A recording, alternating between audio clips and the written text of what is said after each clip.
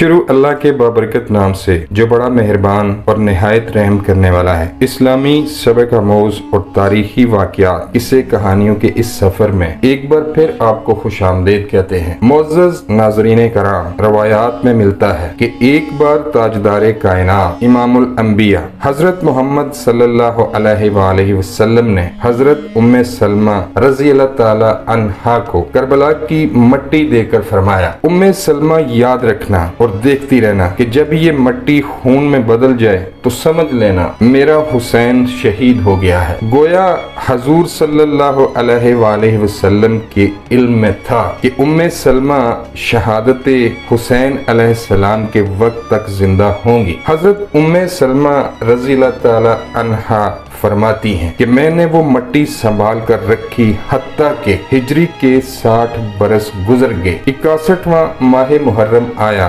10 محرم الاحرام کا دن تھا، دوپہر کا وقت تھا۔ میں لیٹی ہوئی تھی، خواب میں دیکھا کہ حضور صلی اللہ علیہ وآلہ وسلم تشریف لائے ہیں۔ آپ رو رہے ہیں اور آپ کی آنکھ مبارک میں آنسو رواں ہیں، سر انور اور ریش مبارک خاک آلود ہیں۔ میں پوچھتی ہوں یا رسول اللہ یہ کیا کیفیت ہے؟ میرے آقا صلی اللہ علیہ وآلہ وسلم روتے ہوئے فرماتے ہیں کہ ام سلمہ میں ابھی حسین کے مقتل کربلا سے آ رہا ہوں اور حسین کی شہادت کا منظر دیکھ کر آیا ہوں۔ ادھر ام سلمہ رضی اللہ تعالی عنہا نے خواب میں حضور صلی اللہ علیہ وآلہ وسلم کی زیارت کی اور ادھر مکہ معظمہ میں حضرت عبداللہ ابن عباس رضی اللہ تعالی عنہ فرماتے ہیں کہ دوپہر کا وقت تھا، میں لیٹا ہوا تھا، خواب دیکھتا ہوں کہ حضور صلی اللہ علیہ وآلہ وسلم تشریف لائے، پریشان حال ہیں۔ آپ صلی اللہ علیہ وآلہ وسلم کے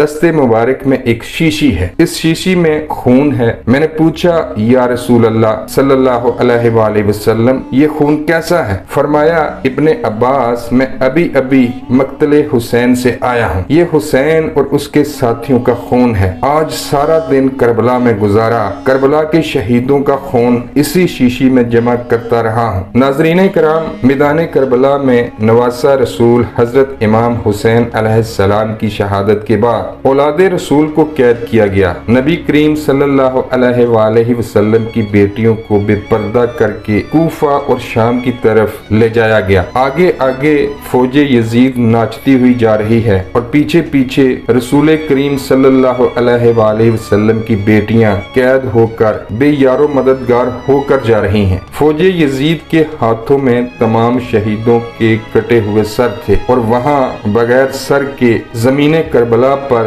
جسم مبارک بکھرے ہوئے تھے۔ تاریخ نے دیکھ لیا کہ بغیر کفن و دفن کے 3 دن تک رسول کائنات صلی اللہ علیہ وآلہ وسلم کے خاندان کے جسم مبارک کربلا میں بکھرے پڑے تھے۔ 13 محرم 61 ہجری کو جب آس پاس کے لوگوں نے یہ معلوم کیا کہ فوج کا پہرا کم ہو گیا ہے، چلو نہر فرات سے پانی بھر کے لاتے ہیں۔ بنی اسد کی عورتیں جب نہر فرات سے پانی بھرنے لگیں تو دیکھا کہ میدان کربلا کی زمین پر جسم مبارک بکھرے پڑے ہیں، کہیں کسی کا بازو، کہیں کسی کا جسم۔ انہوں نے جب اس عالم کو دیکھا تو عورتیں روتے روتے اپنے مردوں کے پاس پہنچی اور روتے چیختے پکارنے لگیں، اے رسول اللہ کا کلمہ پڑھنے والو، اس زمین کربلا پر رسول اللہ صلی اللہ علیہ وآلہ وسلم کا خاندان تھا، شاید یزید کی فوج نے انہیں شہید کر دیا ہے، ان کے جسم مبارک بکھرے ہوئے ہیں، ان کے خیمے جلے ہوئے ہیں، چلو آؤ ان کی تدفین کرتے ہیں۔ ان کے مردوں نے کہا، پاگل ہو گئی ہو کیا؟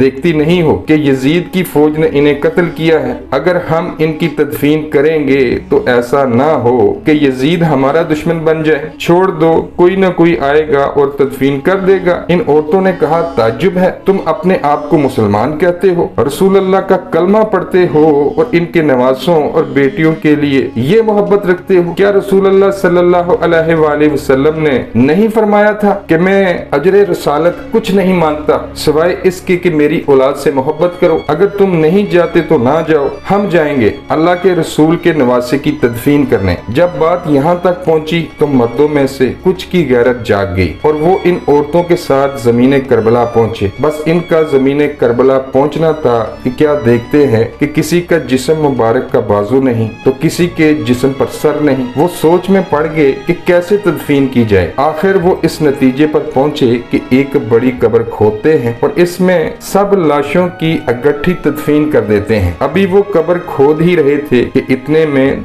दूर से एक घोड़सवार आया। इन्होंने समझा शायद कोई फौजी है। इससे पूछने लगे तुम कौन हो? तो घोड़सवार अबदीदा होकर कहने लगा मैं रसूलुल्लाह सल्लल्लाहु अलैहि वसल्लम के नवासे का बेटा अली ज़ैनुल आबिदीन हूँ। सबकी आंखें भर आईं। इमाम ज़ैनुल आबिदीन ने रसूलुल्लाह सल्लल्लाहु अलैहि वसल्लम की अबा बिछाई और ज़मीन करबला से अपने बाबा जान इमाम हुसैन रज़ी अल्लाह ताला अन्हो की लाश को चुनना शुरू कर दिया। कहीं से इमाम की उंगली मिलती है, कहीं से इमाम हुसैन के जिस्म का कुछ हिस्सा मिलता है, कहीं से पाँव मिलते हैं और कहीं से कंधों का गोश्त मिलता है। नाज़रीन कराम, रवायात में है कि ज़ैनुल आबिदीन रज़ी अल्लाह ताला अन्हो इन टुकड़ों को रसूलुल्लाह सल्लल्लाहु अलैहि वसल्लम की आबा में जमा करते हैं और एक जगह जमीन को खोदते हैं तो वहाँ पहले ही कब्र बनी होती है। वो इमाम अलैहिस्सलाम की इसी कब्र में तदफीन करते हैं और उनके साथ अपने भाई अली अकबर और 6 माह के अली असगर को भी दफन करते हैं। इसके बाद एक बड़ी सी कब्र खोद कर दूसरी तमाम लाशों को दफन करते हैं। इसीलिए इस जगह को